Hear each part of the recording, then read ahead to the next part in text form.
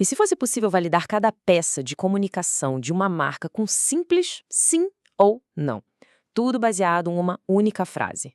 Pois é exatamente isso que a gente vai construir aqui.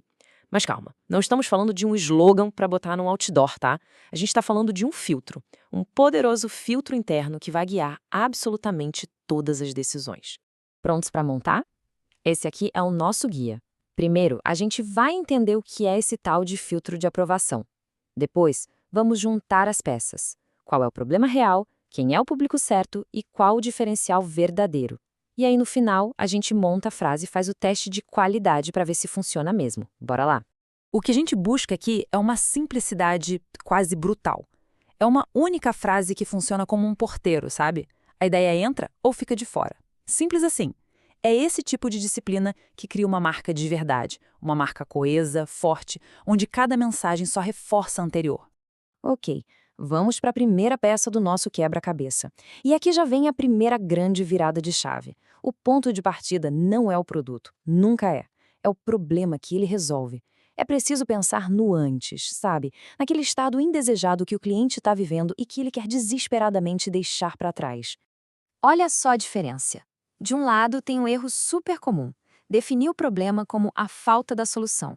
Isso não conecta com ninguém. Agora, do outro lado, o jeito certo: descrever a dor, a situação real que a pessoa vive. Dinheiro parado sem render? Ah, isso sim! Isso é algo que todo mundo reconhece na hora e quer resolver. Certo. Com um problema bem definido, a próxima pergunta é: quem exatamente está passando por isso? Porque, vamos combinar, não adianta nada ter uma solução genial se a comunicação estiver mirando nas pessoas erradas. É aqui que uma segmentação bem feita faz toda a diferença. E é nesse ponto que a mágica acontece. A gente tem que esquecer o genérico, tipo mulheres de 25 a 45 anos. Isso não diz nada. Em vez disso, o foco vai para a situação real. Mulheres que trabalham em casa e não conseguem separar horário de trabalho de horário pessoal. Nossa, a diferença de poder nisso é absurda. Agora sim a gente tem um alvo claro. Vamos para o nosso terceiro componente, e esse aqui, olha, talvez seja o mais mal compreendido de todos: o diferencial. E muita atenção aqui, hein?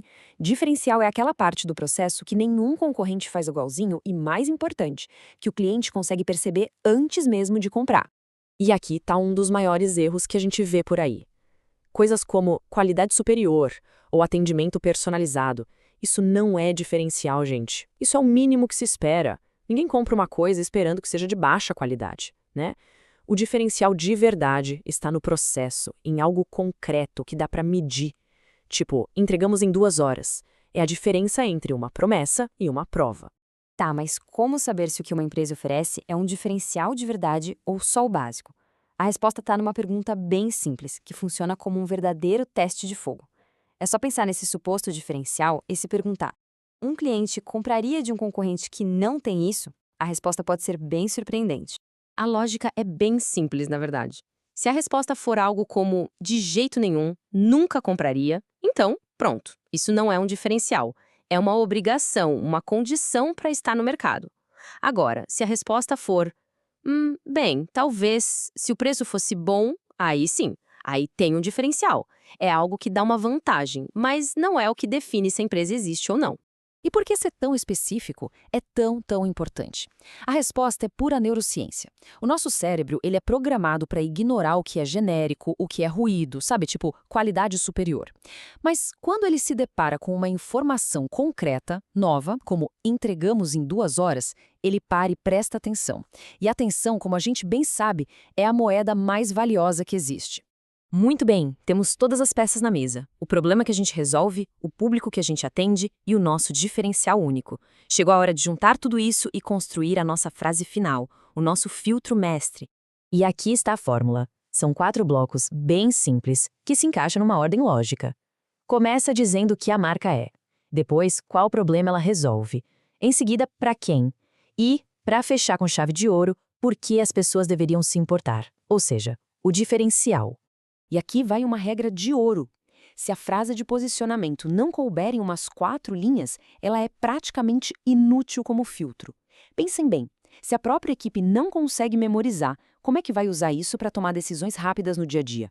A simplicidade é a chave para conseguir executar. A nossa ferramenta está montada, mas como saber se ela realmente funciona na prática.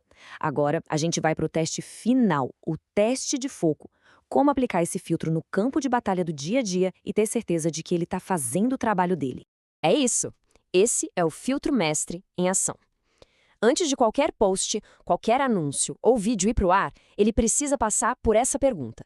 Uma pergunta binária, simples. Isso aqui reforça a nossa frase de posicionamento ou contradiz? Se contradiz, não publica. Fim de papo.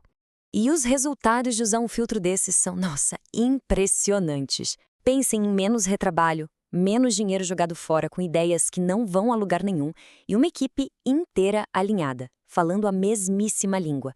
É sair da confusão e ir para a clareza total. E para fechar, fica aqui a reflexão.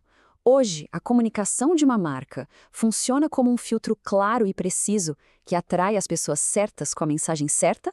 Ou ela está só adicionando mais ruído a um mundo que já é barulhento demais? A escolha entre ser filtro e ser ruído é o que define o futuro.